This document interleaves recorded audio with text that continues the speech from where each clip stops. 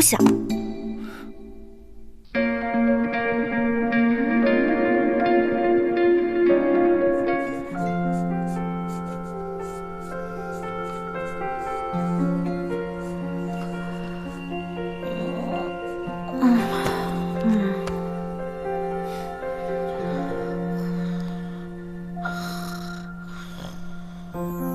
一瞬间，场景仿佛是很久以前。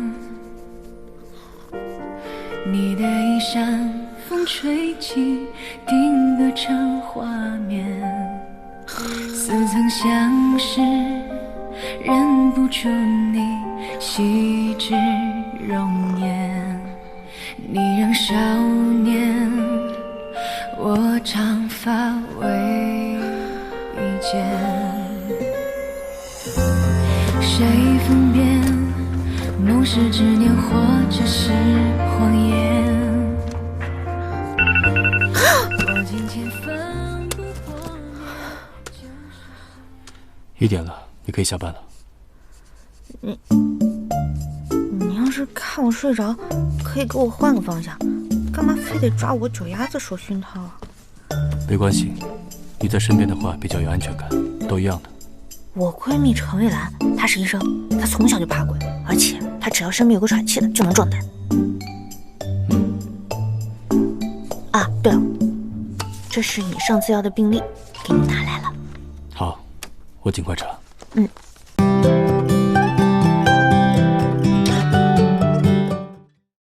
我有个问题。问。你们外星大夫分中西医吗？不分中西，只分南北。那你们外星大夫打针吗？不仅打针，还吃药呢。那太无聊，不都一个样吗？没意思，没意思。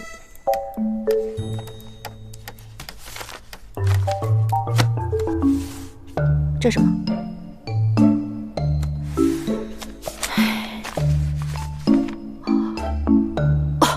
你们地球人应该管这个叫加班费吧？谢谢外星老板。没事。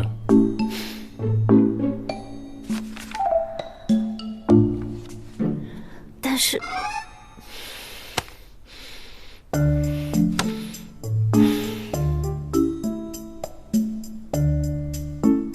怎么，嫌少？当然不是了，我就是想要点别的。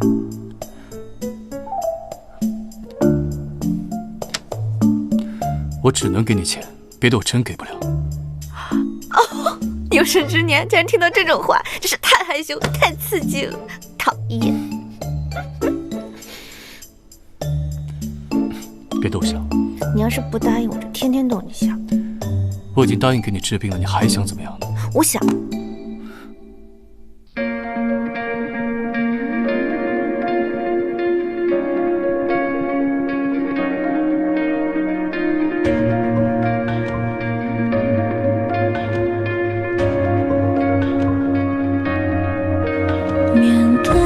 想好了再告诉我。谢谢老板。